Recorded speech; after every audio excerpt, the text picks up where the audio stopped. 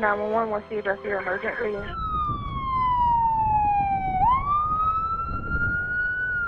Every second your brain is experiencing a stroke, billions of brain cells are dying. And I noticed that she got up, sat up, but I noticed her left arm and her left side of her face starting to droop. That's when I said, I noticed this. You know what, that's a stroke. And all of my left side seemed very, very heavy, and I went down. I wasn't able to support myself. I was not able to get out. I was by myself, and all I could do was pray and stay conscious for 3 hours because nobody was there in the office with me. It may look like an ambulance on the outside, but on the inside, it carries vital equipment, medication, and staff, all there for one purpose and one purpose only, when every second counts. According to UMC, there are 32 mobile stroke units in the world, 20 in the USA, and 2 right here in Texas. So, Carla, we're here at UMC inside of the mobile stroke unit, and it's the 1 out of 2 in Texas. Talk a little bit about why it's so special. Well, it's a special unit. It's got a CT scan inside, so we're able to determine if the patient has ischemic stroke or a hemorrhage in their brain, so that way we can give them the medication that's so important in those first hours. So, unique features, obviously the CT scan. This is another unique feature. This is our teleneurology machine.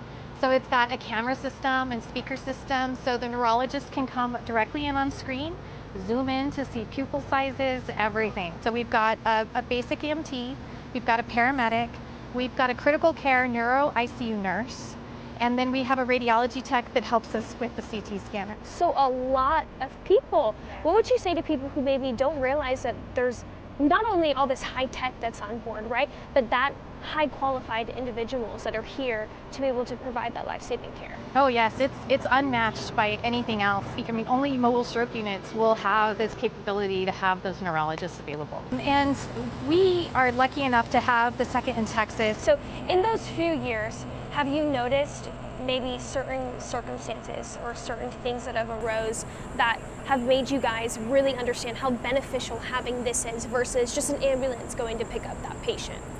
So it's the patient outcomes. So I was there in the hospital for a couple of months, went to a rehab, and got as best as I could with my disability on my left side. I cannot move my arm at all, but I keep working at it. My faith and my peace that I found have really helped me get through this. I like to say that we're Gonzalez strong because I take every challenge and we work through it and we get through anything that comes at us.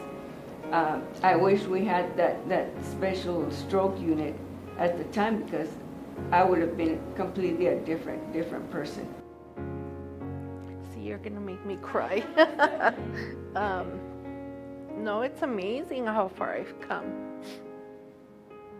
I still show her the videos when she gets a little down. I'll show her the video when she was in therapy, where she couldn't walk, she couldn't stand up, and now she gets up, bathes herself and stuff, so she's come a long way. How does it feel knowing that we are able to provide that here in the El Paso community? Oh, I think being in our little niche of El Paso in our community, being able to provide this for our community is extremely amazing.